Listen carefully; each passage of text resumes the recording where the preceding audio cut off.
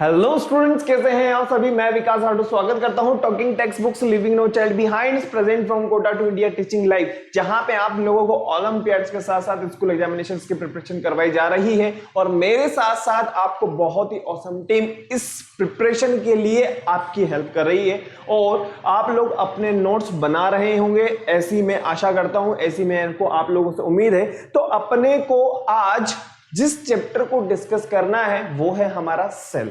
क्या है? Cell. Cell में हम लोगों ने अभी तक इंट्रोडक्टरी पार्ट लिया था, आज भी हम थोड़ा सा इंट्रोडक्टरी पार्ट को डिस्कस करेंगे। इसके अलावा जो स्टूडेंट्स हमारे साथ में आज नए जुड़े हैं उनको कोई प्रॉब्लम वाली बात नहीं है, कोई दिक्कत नहीं है बेटा। अपन थोड़ा सा रिवीजन देखेंगे, रिवीजन के बाद में हम लोग आज जो देखने वाले हैं सेल साइज, सेल शेप और इसके अलावा सेल वॉल क्या होता है और सेल मेम्ब्रेन क्या होती है, इसको अपन आज डिस्कस करने वाले हैं। बहुत सिंपल से टॉपिक हैं जिनको अपन आज डिस्कस करने वाले हैं। लेकिन उससे पहले आप लोगों से मैं ये उम्मीद करता हूं कि आप लोगों को क्या करना होगा, सिंपल सा काम वो ये कि आप लोगों को वीडियो को लाइक कर देना है, शेयर कर देना है और चैनल को सब्सक्राइब कर देना है।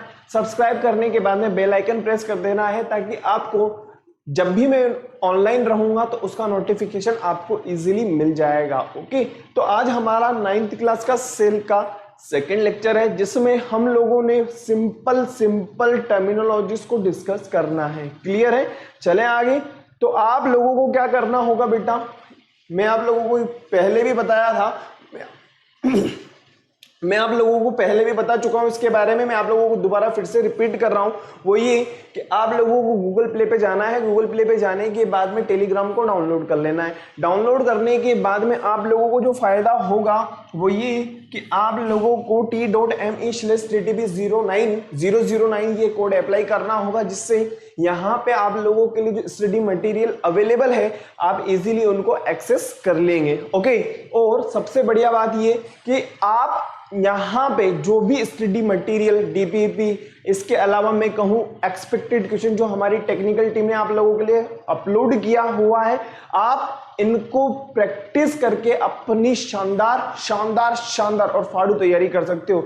और भी जबरदस्त तैयारी करने के लिए आप लोगों को क्या करना होगा, सिंपल सा काम वो ये कि टॉकिंग टेक्स्ट बुक की वेबसाइट पे आप लोगों को जाना होगा जो कि है www.talkingtextbooks.in। और जैसे ही आप यहाँ पे जाएंगे तो आपको अपनी रिलेवेंट क्लास के अकॉर्डिंग आपको देखना होगा। जैसे कि यहाँ पे जो एग्जाम्पल यहाँ पे आप लोगों को नजर आ रहा होगा वो 6th क्लास का है, जिसमें स्टूडेंट्स को study material, live recorded classes, homework, quizzes, expected question, periodic test, इसके अलावा हमारा जो पर्सनल अटैचमेंट, जिन बच्चों ने हमसे सब्सक्रिप्शन लिया हुआ है हम उनसे रेगुलर उनसे बातें कर रहे हैं और उनकी जो भी क्वेरीज हैं उनको सेटिस्फाई भी कर रहे हैं। तो आप लोगों को सिंपल सा काम बाय नाउ पे क्लिक करना है। बाय नाउ पे जैसे आप जाएंगे तो सेकंड नंबर की विंडो आपके सामने ओपन हो जाएगी। यहाँ पे आप लोगों को नजर आएगा प्राइस डिटेल, और इस प्राइस डिटेल में आप लोगों के लिए 30% डिस्काउंट है। इस डिस्काउंट को प्राप्त करने के लिए आपको क्या करना होगा, कोड यूज करना होगा जो कि है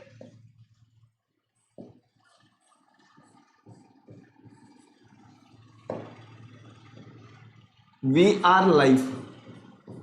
ओके, आपको ये सिंपल सा कोड यूज करना है जिसके थ्रू आपको 9000 में से 30% डिस्काउंट मिल जाएगा। और पेबल जो अमाउंट है वो मात्र और मात्र 6300 है बेटा। बाय पैकेज पे जैसे क्लिक करेंगे आप 3rd नंबर पे पेज पे आ जाओगे, जहां पे आप अपनी सुविधा अनुसार अपना पेमेंट कर सकते हो। ओके, चाहे आप क्रेडिट कार्ड से करना चाहें, चाहे आप डेबिट कार्ड से करना चाहें, आप नेट बैंकिंग का यूज करते हो तो नेट बैंकिंग से भी कर सकते हो। फिर भी अगर कोई समस्या आपको लगती है कि सर मुझे यहाँ पे कोई ना कोई चीज समस्या पैदा कर रही है तो उसका समाधान कैसे मिलेगा, तो आपको एक सिंपल सा काम 9549041111 पे कॉल कर देना है ताकि आपकी जो भी क्वेरी हो उसका समाधान प्राप्त हो सके। ओके, एक बार देख लीजिए फिर आगे बढ़ेंगे अपन। ओके, हो गया, चलिए आगे देखते हैं। आई होप क्लियर हो गया होगा ये वाला पार्ट। तो आज जो हम 9th क्लास में देखने वाले हैं वो क्या है बेटा, वो है हमारा सेल साइज क्या है, सेल शेप क्या होती है, सेल वॉल क्या है, सेल मेम्ब्रेन क्या है। ओके, और आप लोगों को यहाँ पे जो एग्जांपल नजर आ रहा होगा ये तो हमारी प्लांट सेल है और ये यहाँ पे हमारी एनिमल सेल है। यहाँ पे आपको सेल वॉल भी नजर आ रही होगी, देखिए यहाँ पे ये वाला टॉपिक आज अपन डिस्कस करने वाले हैं ना। ओके, सेल वॉल के बाद में मैं अगर अंदर की बात करूं तो ये हमारा सेल मेम्ब्रेन है। तो आज हमारे दो टॉपिक ये क्लियर हो जाएंगे, एक सेल वॉल और दूसरा है सेल मेम्ब्रेन। फटाफट से देख लो फिर आगे बढ़ेंगे अपन, है ना। चलें आगे। उससे पहले अपन सेल साइज और सेल शेप को देखेंगे, लेकिन उससे पहले आप लोग क्या करिएगा, कार्डिनल प्रॉमिस। ये प्रॉमिस मैं आप लोगों से इसलिए करवाता हूं ताकि आप कहीं ना जाएं। Okay, I promise to listen to the complete lecture and make proper notes of it so that I can become a smart student. Smart नहीं, बहुत स्मार्ट बनना है, और स्मार्ट नहीं तो बहुत स्मार्ट बनना है। तो स्मार्ट से ज्यादा बनने के लिए बहुत प्रैक्टिस करनी पड़ेगी भैया। ओके, फटाफट से करिए। I promise to listen to the complete lecture and make proper notes of it so that I can become a smart student. हो गया होगा। चलें आगे देखते हैं। जो आज हम देखने वाले हैं वो है हमारा सेल। ओके, देखिए इससे पहले जो हमने डिस्कस किया था अपन उसको देखेंगे। देखिए आप लोगों को लग रहा होगा सर थोड़ा सा एनर्जी लेवल कम है। बिल्कुल है बेटा, क्योंकि गर्मी बहुत ज्यादा है, बहुत ज्यादा गर्मी, जिसकी वजह से थोड़ा सा संतुलन बिगड़ा हुआ है ना। लेकिन मस्त है, कोई दिक्कत वाली बात नहीं। देखो अभी तक हम लोगों ने जो डिस्कस किया था वो था सेल के बारे में। हम लोगों ने डिस्कस किया था कि सेल की डिस्कवरी किस तरीके से हुई थी। एक कॉर्क सेल थी, या फिर मैं कहूं कि एक लकड़ी का एक छोटा सा टुकड़ा था जिसको रॉबर्ट हुक ने लिया था, रॉबर्ट हुक साहब ने लिया था। और इन्होंने जब उसकी थिन स्लाइसेस करके स्टार्ट किया, किसमें देखना, माइक्रोस्कोप में देखना स्टार्ट किया, तो उन्हें एक छोटे छोटे कंपार्टमेंट्स की जैसी स्ट्रक्चर्स नजर आई, जिसका नाम उन्होंने क्या दिया था, सेल दिया था। और जितने भी ऑब्जर्वेशंस थे, इन ऑब्जर्वेशंस को उन्होंने इस बुक में लिखा था जिसका नाम है माइक्रोग्राफिया। ओके, और सबसे इंपॉर्टेंट बात वो ये कि रॉबर्ट हुक ने जिस सेल की डिस्कवरी की थी वो जो सेल थी वो कैसी सेल थी, वो एक डेड सेल हुआ करती थी। ओके, उसके बाद में लिविंग सेल की भी डिस्कवरी हुई, और लिविंग सेल की डिस्कवरी जिसने की थी वो थे हमारे एंटोन वॉन लीeuwenhoek। और आप लोगों को पता है Anton von Leeuwenhoek also known as father of microbiology. Father of microbiology के नाम से जानने के पीछे जो लॉजिक हुआ करता था, उसका रीजन ये था क्योंकि एंटोन वॉन लीeuwenhoek ने लिविंग सेल की डिस्कवरी की थी। ओके, और हम ये कह सकते हैं कि एक पॉन्ड का जो मतलब एक तालाब, एक सरोवर वहां हुआ करता होगा, उसका पानी लेकर के आए, और उसके पानी में जब उन्होंने माइक्रोस्कोप के नीचे लगा करके देखा तो उसमें उनको माइक्रो ऑर्गेनिजम्स नजर आए, और इस तरीके से लिविंग सेल की डिस्कवरी हुई। ओके, और डेड सेल की डिस्कवरी किसने की थी, रॉबर्ट हुक साहब ने, और लिविंग सेल की डिस्कवरी किसने की थी, एंटोन वॉन लीeuwenhoek ने। फटाफट से देखो फिर आगे बढ़ेंगे अपन। ओके, माइक्रोग्राफिया क्या है,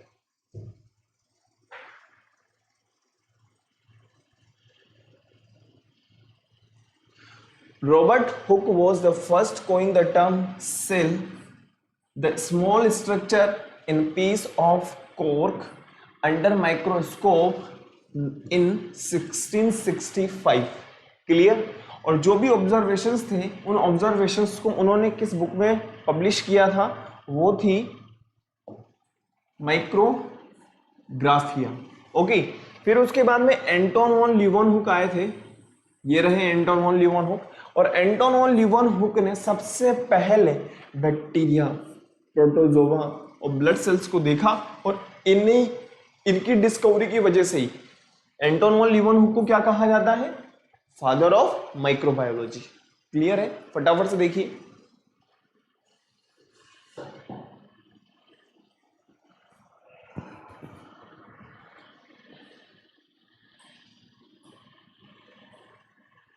चलिए आगे बढ़ते हैं। देखिए फटाफट से एक बार रिवीजन वाला पार्ट चल रहा है हमारा, इसलिए मैं फटाफट से आप लोगों को रिवीजन करवा देता हूं। देखिए सेल की डिस्कवरी हो गई थी, लिविंग सेल की डिस्कवरी भी हो गई, और डेड सेल की भी डिस्कवरी हो गई। तो दो साइंटिस्ट बहुत चालाक थे, बहुत ही शातिर दिमाग वाले थे, जिनका नाम था M J Schleiden and T Schwann. Okay, इन्होंने क्या किया, सिर्फ और सिर्फ सेल थ्योरी दे दी, और सेल थ्योरी की जो ऐसी दी जिसके बारे में आप भी जानते हो और मैं भी जानता हूं।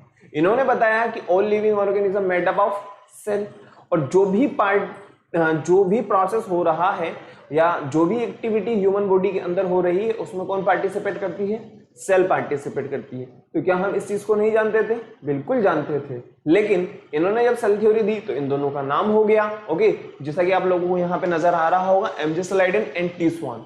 नेक्स्ट मैं आगे बढ़ता हूं इसके बाद में, लेकिन मार्केट के अंदर या हम कहें कि उस टाइम पे एक क्वेश्चन सबके दिमाग में था कि चलो ठीक है, आपने हमें बताया कि जो भी वाइटल एक्टिविटीज हो रही है उसमें सेल पार्टिसिपेट कर रही है, इसके अलावा जितने भी लिविंग ऑर्गेनिजम्स हैं वो एक स्मॉलेस्ट पार्टिकल से मिलकर के बने हुए हैं जिसका नाम है सेल। लेकिन हमें तो ये बताइए ये सेल आया कहाँ से, ये सेल जो वर्ड है ये आया कहाँ से, इसके बारे में आप हमें बताइए।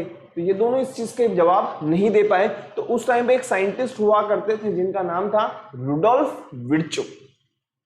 पिछली बार शायद मेरे मुंह से या मैं कहूं कि मैंने गलत प्रोनाउंसिएशन कर दिया था, वो रॉबर्ट विर्चो हो गया था, कोई दिक्कत वाली बात नहीं, ठीक है, वो फ्लो में बिगड़ गया, कोई दिक्कत नहीं, मैं वापस से सुधारता हूं इस चीज को। और उनका जो नाम था रुडोल्फ विर्चो हुआ करता था, और रुडोल्फ विर्चो ने ये बताया कि ओमनिस सेल्यूला इज सेल्यूला मतलब क्या है भाई साहब, पहले तो इस चीज का हमें बताइए। तो उन्होंने बताया कि जो ऑलरेडी सेल एग्जिस्ट करती है उसी से ही नई सेल अराइज हो रही है। कहने का मतलब ये कि आप जो आए हो अपने पेरेंट्स से आए हो, सिंपल सी बात है ना। ऐसा थोड़ी ना है कि हम जो है ऊपर से टपक गए, तो जो ऑलरेडी सेल एग्जिस्ट करती है उसी से ही नई सेल अराइज हो रही है। वही चीज इन्होंने बताई, ओमनिस सेल्यूला इज सेल्यूला, कहने का मतलब cells arise from pre existing cell, जो ऑलरेडी सेल एग्जिस्ट करती है उसी से ही नई सेल आई है। क्लियर, आगे बढ़ते हैं। नेक्स्ट, जब इन्होंने ये थ्योरी दी या हम कहें कि उन्होंने इस सवाल का जवाब दिया, उसके बाद में मॉडर्न सेल थ्योरी आई, और मॉडर्न सेल थ्योरी के बारे में आप लोगों को बहुत अच्छी तरीके से पता है। ओके, आगे बढ़ते हैं। फिर इसके बाद टाइप्स ऑफ सेल के बारे में अगर मैं बात करूं या ऑर्गेनाइजेशन के बारे में अपन बात करें, तो ऑर्गेनाइजेशन के आधार पर, ऑर्गेनाइजेशन के बेसिस पे हमने सेल को दो टाइप में डिवाइड किया हुआ है। एक होता है प्रोकैरियोटिक। ओके, प्रोकैरियोटिक के बारे में आप लोगों को बता दूं कि जिसका न्यूक्लियस प्रिमिटिव हो, या मैं ये कहूं कि ऐसी सेल जो अभी अनडेवलप्ड है, डेवलप ही नहीं हुई है, सिंपल सी बात। अनडेवलप सेल होगी उसको किसमें काउंट किया जाएगा? प्रोकैरियोटिक के अंदर काउंट किया जाएगा। नेक्स्ट हम बात करें यूकैरियोटिक सेल, तो यूकैरियोटिक मतलब कि हम मल्टीसेल्यूलर भी हो सकती है और यूनिसेल्यूलर भी हो सकती है, कोई दिक्कत वाली बात नहीं है। लेकिन यूकैरियोटिक का सिंपल सा मतलब होता है कि जिसका न्यूक्लियस एडवांस हो। और हमारे अंदर क्या होता है, हमारी बॉडी का जो सेल, या हम कहें कि हमारी बॉडी जो सेल, जिन सेल से मिलकर के बनी हुई है, उनका जो न्यूक्लियस होता है वो एडवांस होता है। ओके, कैसा होता है? एडवांस होता है। देखिए बिल्कुल हम लोग कितने कॉम्प्लेक्स, हमारी बॉडी के जो स्ट्रक्चर है कितना कॉम्प्लेक्स है। ओके, आगे बढ़ते हैं। नेक्स्ट, अब हम देखना चाहते हैं difference between eukaryotic and prokaryotic. Prokaryotic की अगर अपन बात करें तो इनका न्यूक्लियस कैसा होता है? प्रिमिटिव होता है, और इनका एडवांस होता है। राइबोसोम के बेसिस पे अगर मैं बात करूं तो राइबोसोम इसमें किस टाइप के प्रेजेंट होंगे? 70S। और अगर यूकैरियोटिक की अपन बात करें तो उसमें कैसे होंगे? 80S। अब आप कहोगे सर ये S का मीनिंग क्या है? बेटा ये सब यूनिट्स होती है, मतलब इसकी यूनिट है। ओके, प्रोटीन है एक तरीके से, प्रोटीन फैक्ट्री। नेक्स्ट अपन बात करें माइटोसिस, इसमें कोई माइटोसिस नहीं होगा, इसमें माइटोसिस मिलेगा, ऐसा थोड़ी ना है। माइटोसिस का सिंपल सा मतलब है सेल डिवीजन। या फिर अपन और आगे इसको डिस्कस करना चाहें तो सेल डिवीजन से मतलब ये कि भाई एक बार बताओ, आज आप 9th क्लास में हो, कभी ना कभी आपके साथ में कोई ना कोई चोट लगी होगी, तो ऐसा थोड़ी ना कि आज भी वहां से ब्लड बह रहा है, ऐसा नहीं है ना, वापस रिकवर हो गया। तो वो सेल डिवीजन हुआ है तभी तो रिकवर हुई ना वो चीज। ऐसा थोड़ी ना कि बचपन में लगी थी और आज तक आपकी जो है वहां से ब्लड बह रहा है, ऐसा तो नहीं हुआ। तो सेल डिवीजन हमारे अंदर होता है। नेक्स्ट मैं बात करूं DNA arrangement, single close loop होता है, इसमें मल्टीपल क्रोमोसोम्स होते हैं। टेंशन वाली बात नहीं, अपन आगे इसको डिस्कस करेंगे जब हम सेल डिवीजन पढ़ेंगे। एक बार देखिए,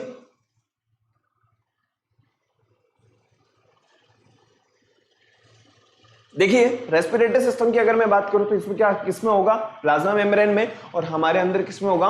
माइटोकॉन्ड्रिया में होगा। ओके, फोटोसिंथेसिस की अगर अपन बात करें इन इंटरनल मेम्ब्रेन, यहां पे क्लोरोप्लास्ट में होता है, सिंपल सी बात। ओके, गोल्जी बॉडीज है, क्लोरोप्लास्ट है, एंडोप्लाज्मिक रेटिकुलम, इसमें एब्सेंट होते हैं और इसमें प्रेजेंट होते हैं। क्लियर है? आगे बढ़े, हटू थोड़ा सा, फटाफट से इनके डिफरेंस देख लीजिए, फिर अपन आगे बढ़ेंगे बेटा।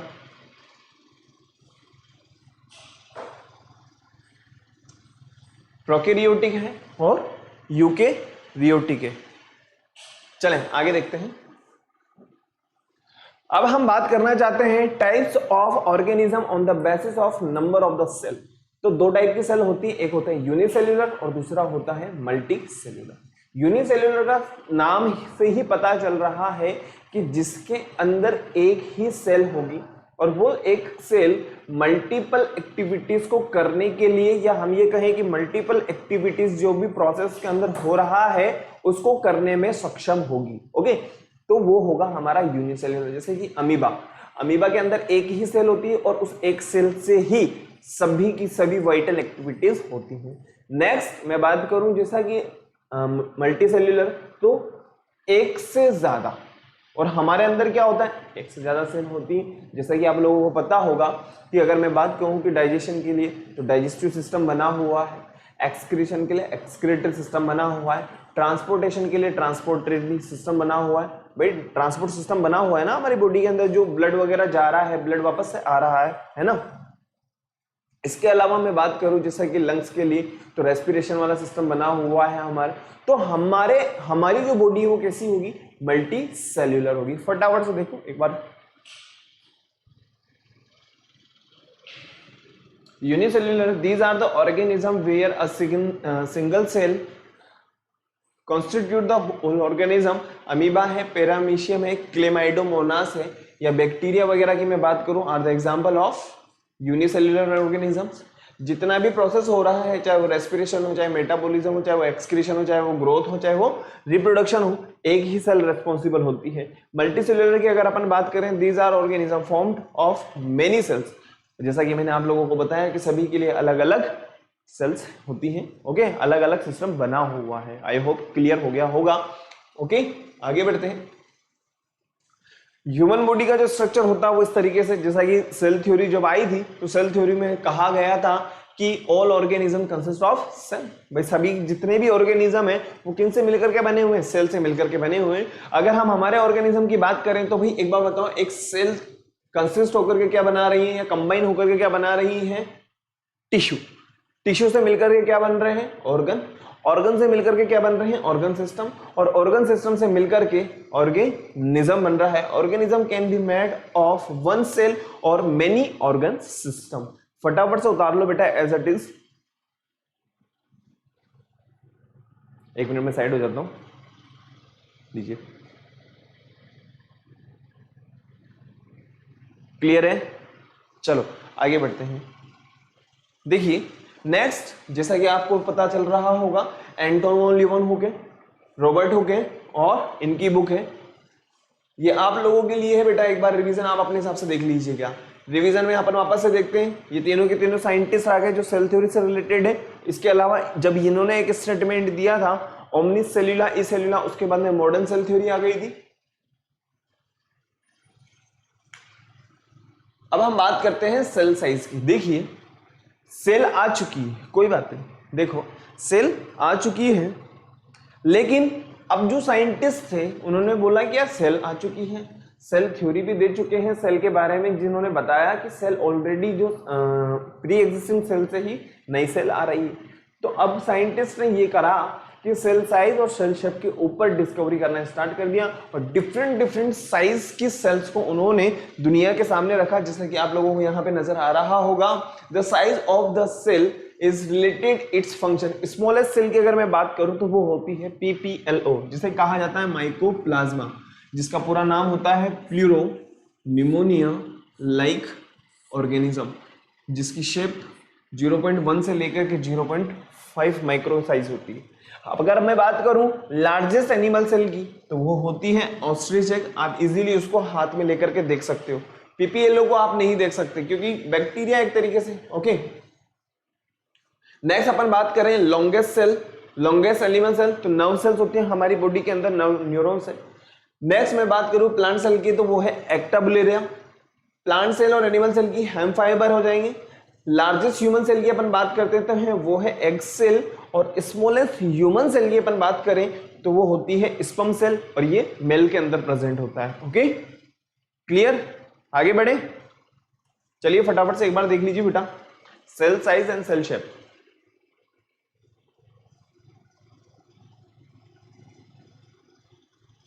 ऑस्ट्रिच एग का जो डायमीटर होता है वो लगभग 15 सेंटीमीटर, मतलब ये कह सकता हूं कि मैं कि हमारा जो एक स्केल आता है ना मार्केट के अंदर 15 सेंटीमीटर वाला, उसके लगभग होता है। ओके, लॉन्गेस्ट एनिमल सेल की अगर अपन बात करते हैं तो लॉन्गेस्ट एनिमल सेल कौन सी है? नर्व सेल से। लार्जेस्ट प्लांट सेल की अगर बात की जाती है तो एक्टाबुलेरिया या एसिटाबुलेरिया, जो भी आपको प्रोनाउंस करना है वो कर लीजिएगा, प्रोनाउंसिएशन करना है। नेक्स्ट ह्यूमन सेल की बात करें, लार्जेस्ट तो कौन सी हो जाएगी? Egg cell. और स्मॉलेस्ट की अगर हम बात करें तो स्पर्म सेल, है ना। चले आगे, चलिए आगे बढ़ते हैं फटाफट।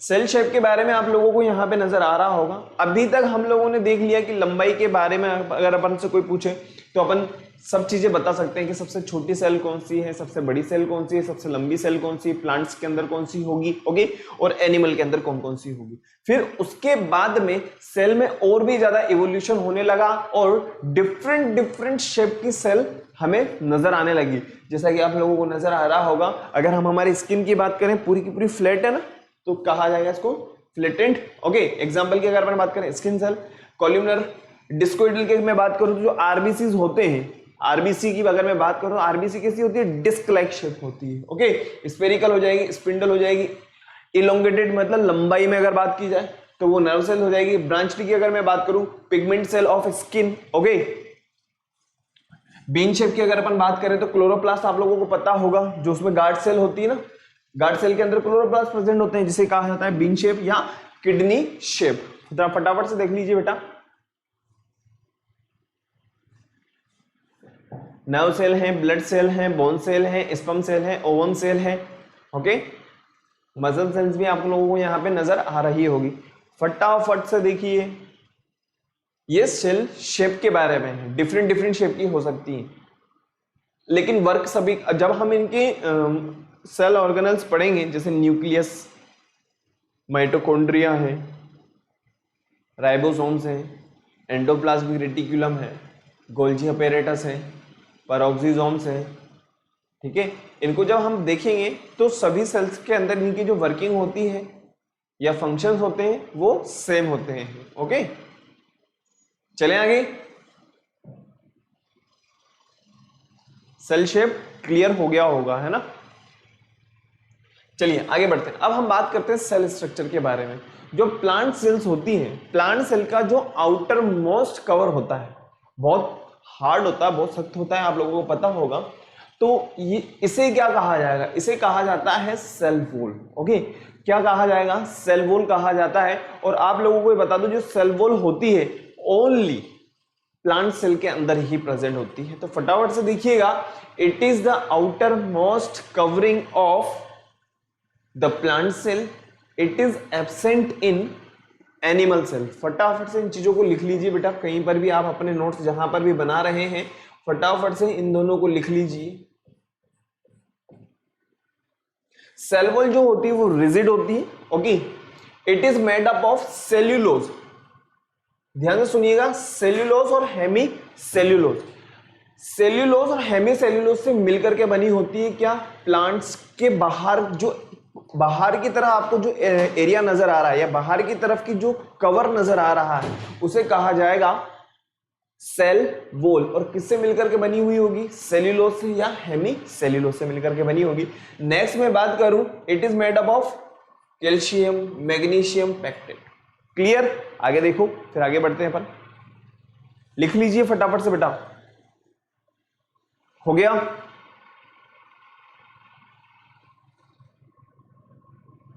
थोड़ा सा जल्दी करिए।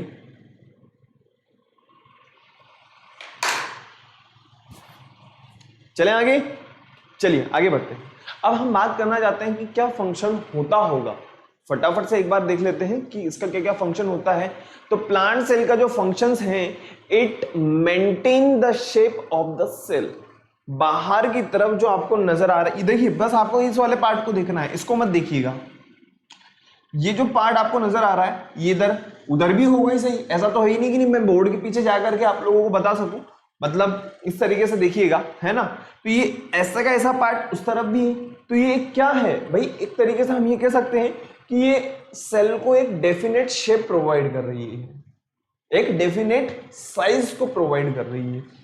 तो वही चीज यहां पे लिखी हुई है, it maintain the shape of the cell, it protect cells from mechanical injury, और प्रिवेंट करती, कहने का मतलब प्रोटेक्शन प्रोवाइड करती है।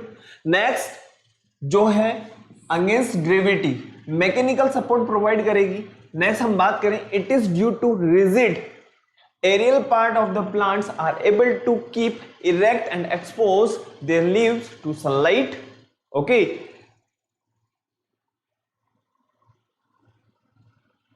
देखिए यहां पे आप लोगों को एक चीज नजर आ रही होगी, जैसा कि मैं आप लोगों को बताना चाहता हूं, the cell wall has narrow pits और pores through which fine cytoplasmic strips are called plasmodesmata.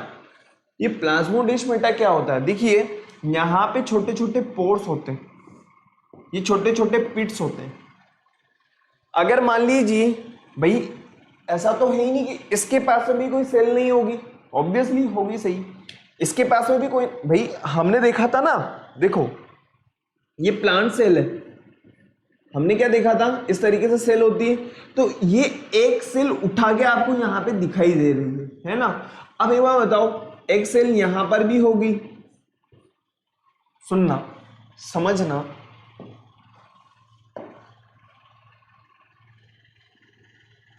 देखिए, और एक सेल यहां पे भी होगी, है ना, तो यहां पे भी इस टाइप से कोई ना कोई सेल होगी।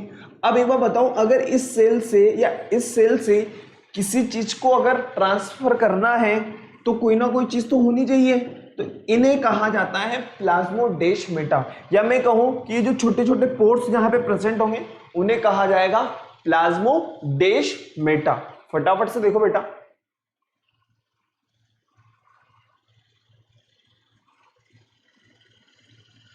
the plasmodesmata form intercellular connection that allow exchange of material between adjacent living cell content। जो लिविंग सेल कंटेंट होता है, या हम ये कहें कि जो मटेरियल है उसको अगर एक सेल से दूसरी सेल में उसको प्रोवाइड करना है या ट्रांसफर करना है तो किसके थ्रू होगा? प्लाज्मोडेस्माटा के थ्रू। आगे बढ़ सकता हूं क्या? चलिए आगे देखते हैं। देखिए यहां पे आप लोगों को नजर आ रहा होगा प्लाज्मोडेस्माटा, एक सेल यहां पे आपको नजर आ रही है, ओके, और दूसरी सेल भी आप लोगों को नजर आ रही होगी। देखिएगा जैसा कि मैंने आप लोगों को पहले भी डिस्कस किया, ये भी एक सेल है और ये भी एक सेल है।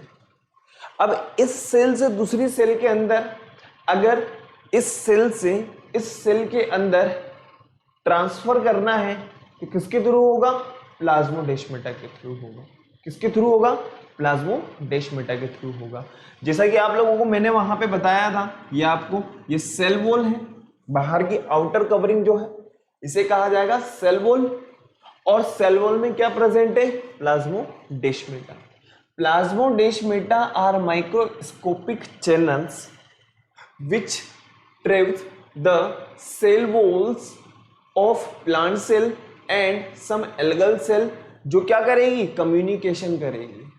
एक सेल से दूसरी सेल में जो कम्युनिकेशन करने में हेल्प करते हैं, कौन? प्लाज्मोडेस्माटा। फंक्शंस ऑफ प्लाज्मोडेस्माटा फटाफट से लिख लीजिए, मैंने जो आप लोगों को बताया वही है।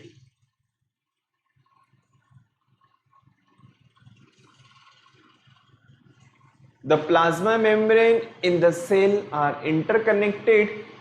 The plasmodesmata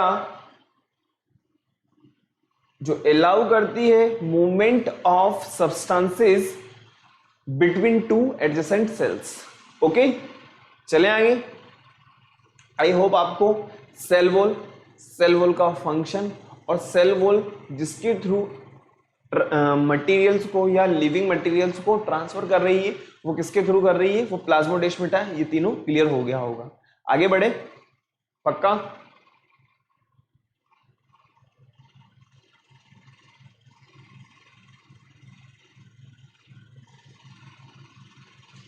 देख लीजिए फटाफट से।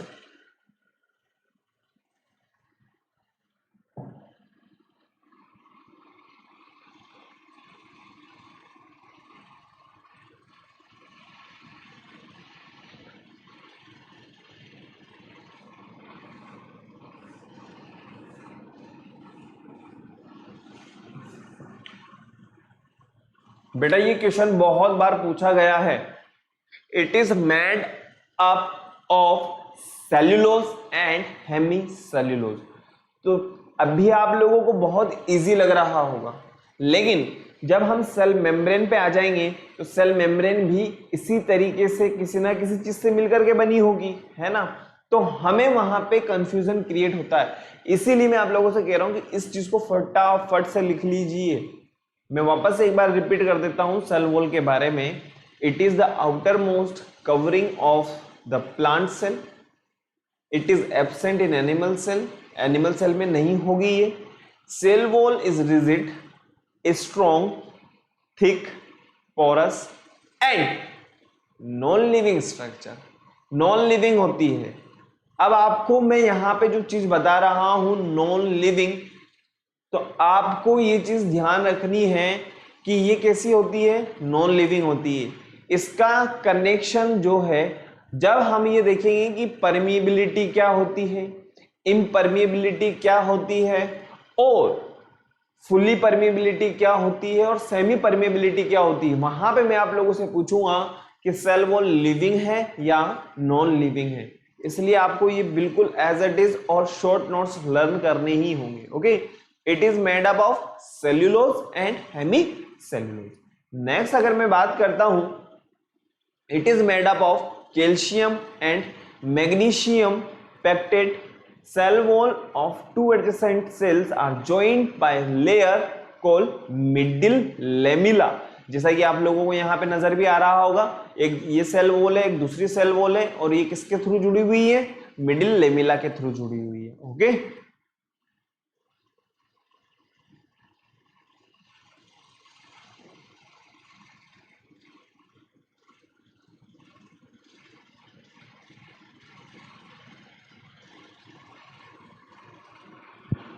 फंक्शंस जैसा कि मैंने आप लोगों को बताया है।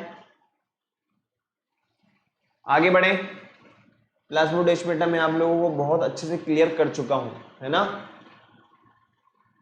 चलिए आगे बढ़ते हैं, सेल मेम्ब्रेन पे अपन आ जाते हैं। पहले आप कुछ समय के लिए इस डायग्राम को देखिए या इस स्लाइड को आप निहारिए, देखिए, फिर अपन आगे बढ़ेंगे। हो गया?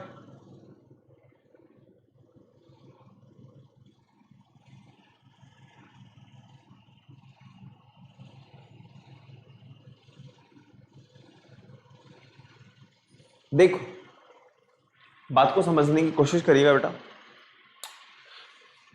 आपको यहां पे इस टाइप से स्ट्रक्चर नजर आ रही होगी।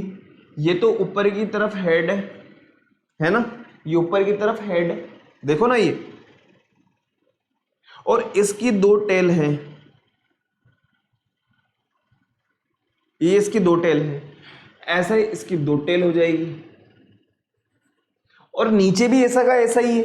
देखो नीचे भी ऐसा का ऐसा ही है। क्लियर है ना। अब इस वाली सरफेस को क्या कहा जाएगा, आउटर फेस, और इसे क्या कहा जाएगा, इनर फेस। अब इसमें क्या होता है, जो शुगर चेन्स होती हैं, या मैं ये कहूं जो प्रोटीन्स होते हैं, वो इस तरीके से अटैच्ड होते हैं। जैसा कि आप लोगों को यहाँ पे नजर आ रहा होगा, एक शुगर चेन है जो इस तरीके से अटैच है, या हम ये कहें कि जैसे प्रोटीन है इस तरीके से अटैच्ड है। जो बाहर की तरफ आपको नजर आ रहा है उन्हें कहा जाएगा पेरिफेरल प्रोटीन्स। क्लियर है, एक बार देख लीजिए।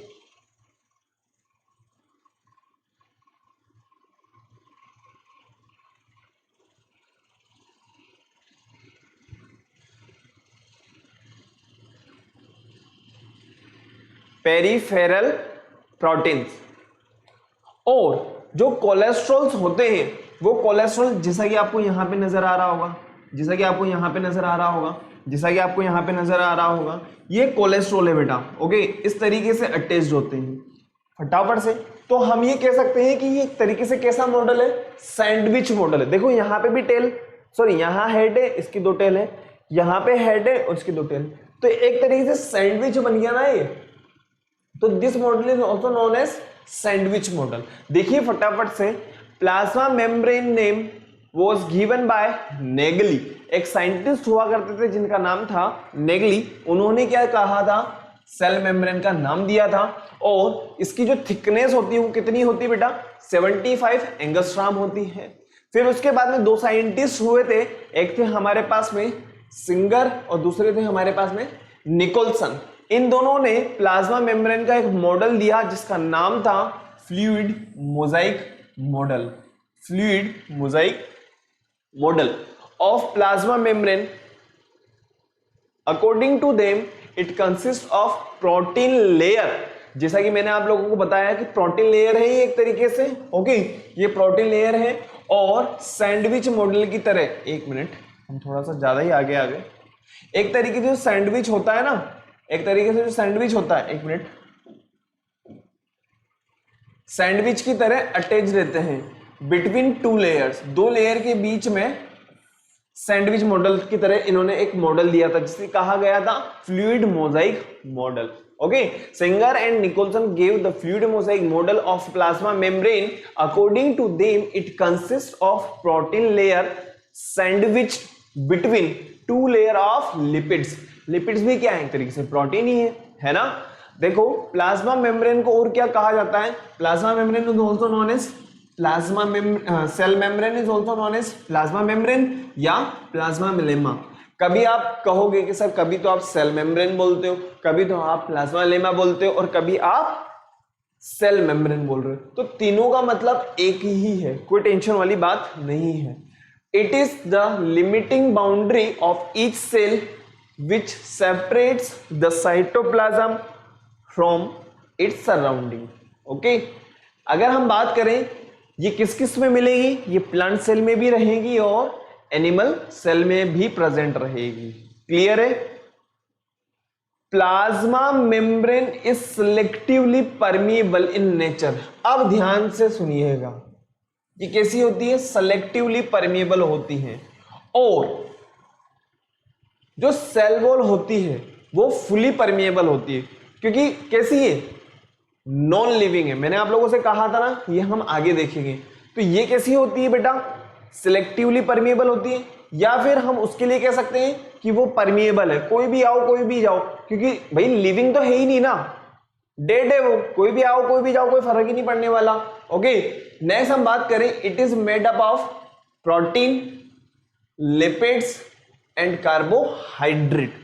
और हमने वहां पे क्या पढ़ा था, सेल्यूलोज और हेमी सेल्यूलोज। फटाफट से देखो फिर आगे बढ़ेंगे अपन। बना लीजिए ये मॉडल फटाफट से। फ्लूइड मोजाइक मॉडल कहा जाता है इसको। सेल मेम्ब्रेन है बेटा ये,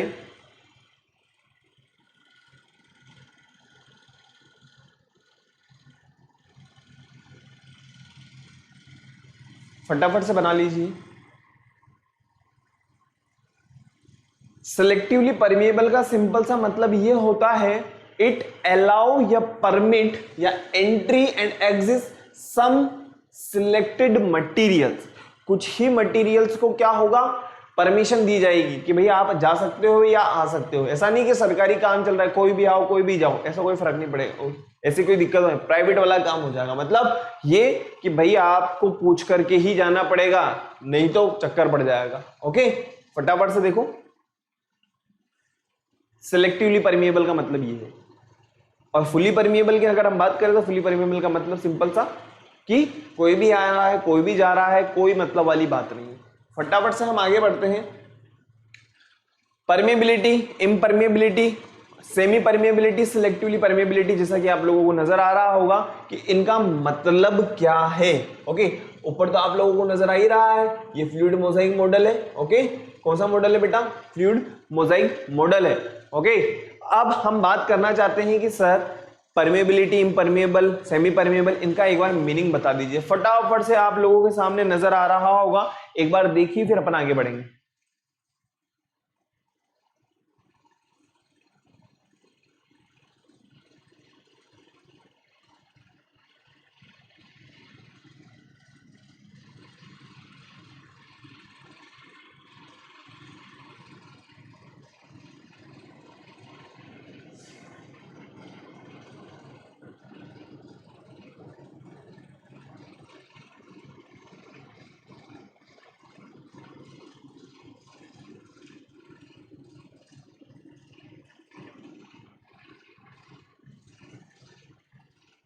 देखो बेटा, इम्परमिएबल का मतलब सिंपल सा ये है, डज नॉट अलाउ। इम्परमिएबल है, कोई नहीं आएगा कोई नहीं जाएगा, प्राइवेसी रहेगी, क्या चल रहा है अंदर हमें नहीं पता, ये होगा इम्परमिएबल। ओके, नेक्स्ट मैं बात करूं परमिएबिलिटी। परमिएबिलिटी का मतलब ये है कि सभी को अलाउनेस है, सभी आ सकते हो सभी जा सकते हो, कोई दिक्कत वाली बात नहीं, मतलब जो मटेरियल्स हैं वो इजीली इन और आउट हो सकते हैं। सेमी परमिएबल का मैं मतलब बताऊं आप लोगों को, if it allow the passage to solvent but prevent the passage solute. Solute के लिए प्रिवेंट मतलब रोक दिया जाएगा। सेलेक्टिवली परमिएबल की अगर हम बात करें, चाहे वो सॉल्वेंट हो चाहे वो सॉल्यूट हो, लेकिन सिलेक्टेड होंगे। क्या होंगे? सिलेक्टेड होंगे। इसी का मतलब है सेलेक्टिवली परमिएबल। फटाफट से देख लो और लिख लीजिए कहीं पर भी।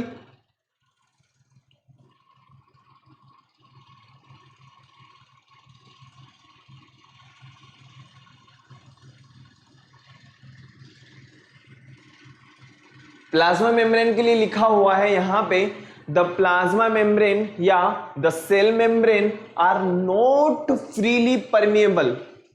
और जैसा कि हमने पढ़ा था कि क्या होती है, सिलेक्टिवली परमिएबल होती है। क्या होती है?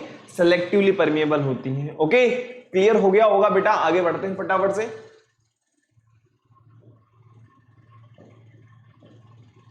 देखो, अब हमारे पास में जो चीज रह गई है वो है हमारे पास में कि सेल मेम्ब्रेन के क्या क्या फंक्शंस हैं।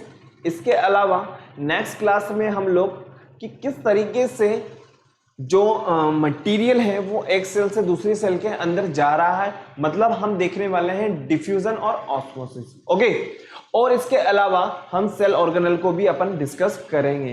तो आप लोगों को क्या करना होगा, फटाफट से वीडियो को लाइक करना है, शेयर करना है और चैनल को सब्सक्राइब करना है। ओके, और सबसे इंपॉर्टेंट बात वो ये कि बेटा आप लोगों के लिए गूगल क्लासरूम पे होमवर्क अवेलेबल है। आप इजीली एक्सरसाइज नंबर 1 को तो कर ही सकते हो, नो प्रॉब्लम। एक्सरसाइज नंबर 1 को फटाफट उसको सोल्व करना आप लोगों को चाहिए और फटाफट उसको सबमिट करिए, ताकि हमारी जो टेक्निकल टीम है और हमारी जो हम खुद जो है उसको एक बार चेक करें। ओके,